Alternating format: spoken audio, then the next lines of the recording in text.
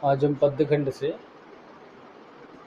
वात्सल्य के अंतर्गत कवितावली पढ़ेंगे व उसके अर्थ को समझेंगे।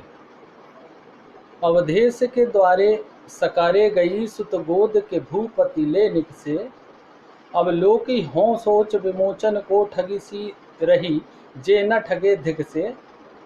तुलसी मन रंजन रंजित अंजन नैन सुखंजन जातक से, सजनी असी में समशील उभे नवनील सरोरुह से विकसे। इसका अर्थ यह है, तुलसीदास जी यहाँ पर कह रहे हैं कि एक सखी दूसरी सखी से कहती है कि आज प्रातः काल में मैं जैसे ही महाराज दशरथ के द्वार पर पहुंची, वैसे ही राजा अपने पुत्र राम को गोद में लेकर महल से बाहर निकले।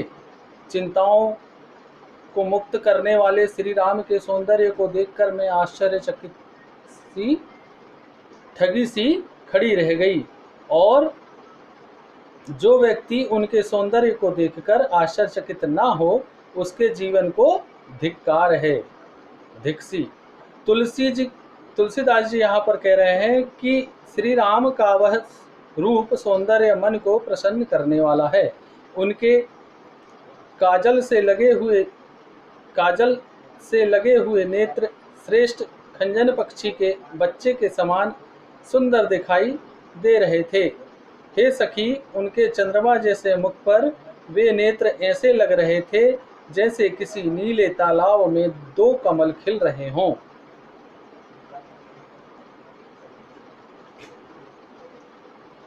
पग नुपुर ओ पहुंची कर कंजनी मंजू बनी, मणिमाल दिए नवनील कलेबर पीत झंगा, झलके पुल के नपु गोद लिए, अरविंद सो आननु रूप मरंदु आनंदित लोचन भृंग पिए, मन मोनन वश्यो अस बालकू जो तुलसी जग में फलू कौन जिए। यहाँ पे तुलसीदास जी कह रहे हैं, एक स्त्री अपनी सखी से कहती है कि हे सखी, श्री राम के सुंदर पैरों में घुंघरू बज रहे थे और उनके कमल के समान कोमल हाथों में